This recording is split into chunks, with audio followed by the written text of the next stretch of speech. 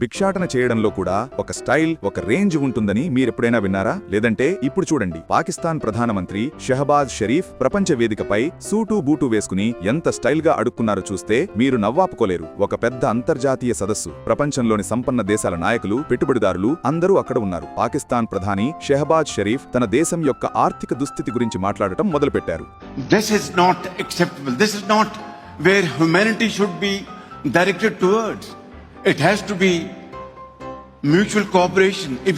If somebody thinks that countries like Pakistan who are devastated, loans would be enough, that is not acceptable. ఇక్కడి వరకు అంతా బాగానే ఉంది. కానీ ఆ తర్వాత ఆయన అసలు స్వరూపం బయటపెట్టారు. ఆయన ఏమన్నారంటే, పాకిస్తాన్ లాంటి దరిద్ర దేశాలకు మీరు అప్పుల మీద అప్పులు ఇవ్వడమనేది అస్సలు ఆమోదయోగ్యం కాదు, ఇది సరైన పద్ధతి కాదు అని గట్టిగా చెప్పారు. It is something which is absolutely unacceptable because loans over loans, your back will break and you will never be able to stand up.